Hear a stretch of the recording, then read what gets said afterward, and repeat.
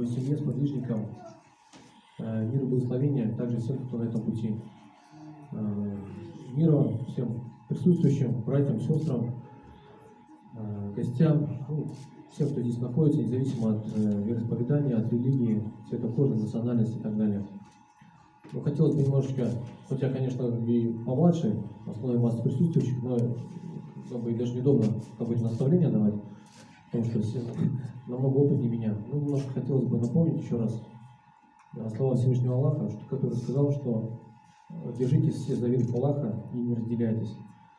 То есть Аллах нас создал людьми, чтобы мы поклонялись Аллаху, сделал нас, расселил нас на разные участки земли, на разные материки, сделал нас разными национальностями, разным цветом кожи, сделал разными языки, создал, чтобы разговаривали. Но не для того, чтобы мы разделялись, а для того, чтобы нас украсить, чтобы мы познавали друг друга, да, какую-то культуру свою, обычаи, но тем не менее, чтобы мы все поклонялись.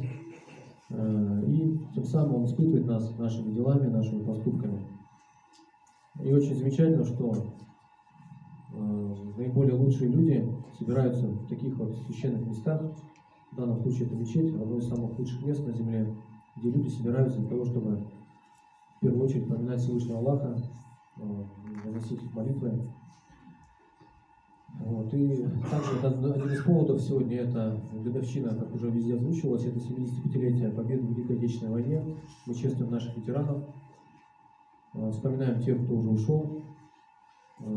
Как раньше говорили в Советском Союзе, никто не забудет, ничто не забыто. Мы помним, молимся и оказываем честь этим людям, потому что трудно переоценить роль каждого народа, независимо от того, какой национальности был человек, воевал он в тылу или на фронте, мужчина это или женщина, ребенок или взрослый человек. То есть все вносили свой вклад, свою лепту в то, чтобы ковать великую победу. Здесь много было слов сказано, что да, все мы люди, независимо от религии. Очень приятно то, что представители православия, представители управления города, независимо от того, какой они религии, какое вероисповедание, очень приятно, что пришли сюда, поздравили, поприветствовали нас. Это очень приятно, потому что это не во всех регионах это есть, не во всех городах есть, и поэтому нам делить нечего, поэтому мы единый народ. Вот. Хочу вам пожелать добра, благополучия, крепкого здоровья вам и вашим близким. Очень приятно вас видеть. Очень много женщин смотрит, больше, чем мужчин. Обычно мечети бывает наоборот. Вот. Немножко, да, сказать не можно, да? Конечно. Тем больше, тем лучше. Тем больше, тем лучше, да. Ну, информация кое-где была. Я родился в Заполярье, город Игарка Красноярского края. Как туда судьба меня занесла? У меня вообще родители, мать и отец у меня из Самарской области. Папа у меня закончил вертолетное училище, мама закончила медицинский колледж. И папу по распределению отправили на север, город Игарка, Красноярский край. Но кто не знает, город Норильск, если слышали, недалеко, рядом, там, чуть южнее, 150-200 километров южнее, находится город Игарка, находится Заполярье. Это зона вечной мерзлоты для реки Енисей.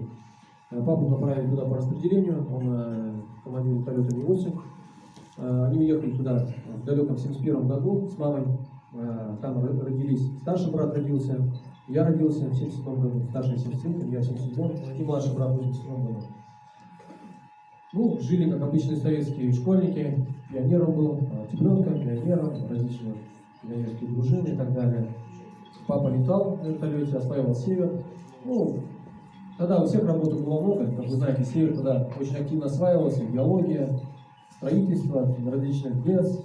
То есть на север люди ехали не только зарабатывать деньги, но и по призыву партии, да, скажем так. То есть люди ехали на север, развивать, поднимать север. А потом, после развала Союза, как все знаем, наступили другие времена, про север стали забывать, стало неактуально, нерентабельно. Все начали переезжать, в том числе наша семья тоже переехала с севера. Это 93-й год был, переехали мы обратно в Самарскую область, в Сызрань. Я к тому моменту уже закончил 10 классов, осталось закончить еще один год учиться. В Сызрани доучился 11 класс. С детства всегда мечтал связать жизнь с авиацией, но не получилось, потому что когда проходил медкомиссию как допризывник в 11 классе, знаете, да, школьники, парни проходят комиссию, призывную комиссию, и опять же все по воле Всевышнего, медкомиссия показала, я не прочитал строчку, которая на единицу, то есть, может быть, не выспался или еще что-то, но показало, что буду зрение не в порядке, хотя на зрение я никогда не жаловался, в принципе.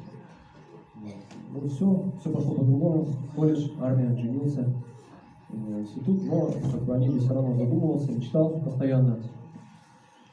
Раньше в Советском Союзе было ограничение всегда, особенно военное училище, то, что если, был возраст определен.